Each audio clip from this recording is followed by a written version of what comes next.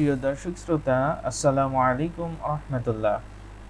আজকে আমরা আরেকটি ওয়ার্ডমার্ক লোগো দেখব যে কিভাবে এটা তৈরি করে। আমাদের কাছে যেটা আছে সেটা একটু ছোট করে আমরা এক সাইডে রাখলাম। টাইপ টুল থেকে আমরা এখানে লিখলাম লোগো। আমরা লেখাটাকে একটু বড় করি, শিফট অল্টার চেপে আমরা লেখাটা বড় করলাম।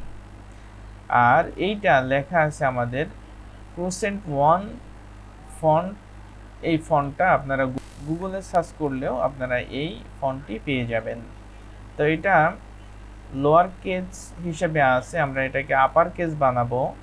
সেজন্য আমরা যাব টাইপে, টাইপ টুল থেকে যাব চেঞ্জ কেস এবং আপার কেস। এটাকে আমরা বড় করে দিলাম। এটির কালার আমরা একটু পরিবর্তন করে দেই। আমরা রেড কালার নিলাম, দেন এটাকে আমরা কন্ট্রোল সি প্রেস করে কপি করলাম এবং কন্ট্রোল বি প্রেস করে এর নিচে পেস্ট করলাম, অর্থাৎ এটা কপি হয়েছে এবং এর নিচে এটার অবস্থান এখন। এবার আমরা কালার থেকে নিচেরটাকে ব্ল্যাক কালার করে দিলাম। তো ব্ল্যাক কালার করে দেওয়ার পরে আমরা যাব ইফেক্ট থেকে ডিস্টোর্ট অ্যান্ড ট্রান্সফর্ম এবং এখান থেকে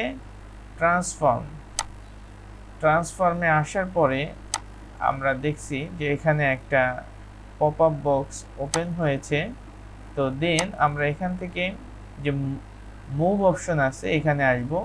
আসার পরে হরিজন্টাল এখানে আমরা দিব 0.1 পিক্সেল এবং ভার্টিক্যালে দিব 0.1 পিক্সেল। আমরা প্রিভিউ মার্কটা টিক করে দিলাম। এবার আমরা কতটা কপি করব সেটা এখানে আমরা দিয়ে দিব। তো এটা আমরা যদি মাউসের হুইল উপর দিকে ঘোরাই তাহলে এটা বাড়তে থাকবে এবং এটার পিছে এভাবে আসতে থাকবে। আপনার হুইল মাউস বারটা এখানে না রাখলে কিন্তু এটা বাড়বে না। তো এটা ক্লিক করছি আর বাড়ছে। তো আমরা এখানে লিখেও দিতে পারি। আমরা 145 করলাম, করার পরে এইভাবে আসলো। আসার পরে আমরা এটাকে ওকে করলাম। নিচেরটা আমরা সিলেক্ট থাকা অবস্থায় অবজেক্ট থেকে এক্সপ্যান্ড অ্যাপিয়ারেন্সে ক্লিক করব।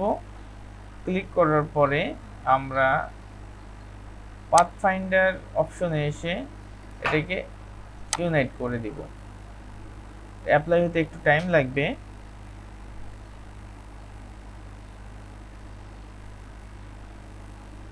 ব্যাস, আমাদের হয়ে গেল। এবার আমাদের এই লেখা এটা এবং নিচের অংশটা আলাদা হয়ে গেল। তো এবার আমরা এই লেখার অংশটা সিলেক্ট করলাম।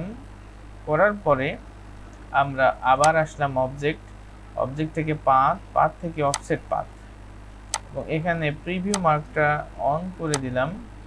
দেওয়ার পরে এখানে আমরা 4 পিক্স রাখলাম এবং ওকে করলাম এবং যেটা আমরা পরবর্তীতে তৈরি করলাম এটার কালার দিয়ে দিলাম হোয়াইট এবং আমাদের এই হোয়াইট অংশটা সিলেক্ট আছে, সেই সাথে আমরা এই ব্ল্যাক অংশটাও সিলেক্ট করলাম।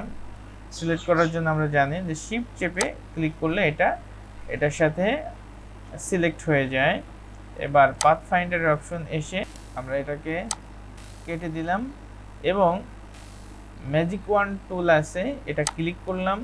করার পরে এই সাদা অংশের উপর আমরা ক্লিক করে এটাকে সিলেক্ট করলাম এবং ব্যাক স্পেস চাপ দিলাম, এটা ডিলিট হয়ে গেল।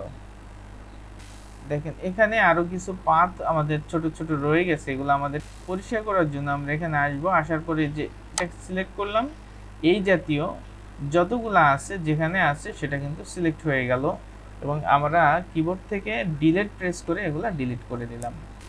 আমরা এটাকে আনগ্রুপ করব। এটাকে আনগ্রুপ করলাম। করার পরে আমাদের যে লেখাটা লাল রেড লেখা আছে এগুলো আমরা সিলেক্ট করলাম। করার পরে আমরা এটাকে একটা গ্রে কালার দিয়ে দিলাম এবং এই লেখাটাকে আমরা সিলেক্ট করে এটাকে হাইড করব। হাইড করে শ্যাডোটার কালার আমরা গ্রেডিয়েন্ট কালার করতে যাচ্ছি, যেমনিভাবে এখানে আছে। তো কন্ট্রোল 3, 1 2 3, যে এই 3 যদি আমরা প্রেস করি তাহলে আমাদের যে লেখা ছিল এটা কিন্তু হাইড হয়ে গেছে। এবার আমরা এটাকে সিলেক্ট করলাম, করার পরে এখানে আমরা গ্রেডিয়েন্ট কালারটা অ্যাপ্লাই করে দিব। সিলেক্ট থাকা অবস্থায় আমরা গ্রেডিয়েন্ট টুলে ক্লিক করলাম, করার পরে আমরা এখানে গ্রেডিয়েন্টটা অ্যাপ্লাই করে দিলাম। তো আমরা চাইলে এটার যে সাইড যেভাবে আছে এটাকে যদি চেঞ্জ করতে চাই, তাহলে আমরা যদি এখানে ক্লিক করি, এটা কিন্তু যেদিকে ছিল ব্ল্যাক অংশ তার উল্টা দিকে চলে গেল। আমরা আগের অবস্থায় রাখি, রাখার পরে আমরা বের হয়ে আসলাম এবং আমরা যে কন্ট্রোল 3 প্রেস করে আমাদের লেখাটা হাইড করেছিলাম, সেটাকে আমরা ভিজিবল করার জন্য কন্ট্রোল ওয়াল্টার 3 প্রেস করব। দেন এটা কিন্তু আমাদের সামনে চলে আসলো এবং আমাদের যে লোগো লেখা রয়েছে সেটা দেখতে পারলাম যে কিভাবে আমরা খুব সহজেই এই ধরনের একটি সুন্দর ওয়ার্ডমার্ক লোগো তৈরি করতে পারি। এবার এটাকে আমরা গ্রুপ করে দিলে আমাদের কাজ শেষ হয়ে গেল। তো আমাদের এই ডিজাইনটি যদি আপনাদের কাছে ভালো লেগে থাকে, আপনারা বারবার প্র্যাকটিস করবেন এবং বারবার চেষ্টা করলে ইনশাআল্লাহ আশা করা যায় যে আমরা অবশ্যই এই কাজগুলো খুব সহজে করতে পারবো। আর সকলকে ধন্যবাদ। আসসালামু আলাইকুম ওয়া রাহমাতুল্লাহ।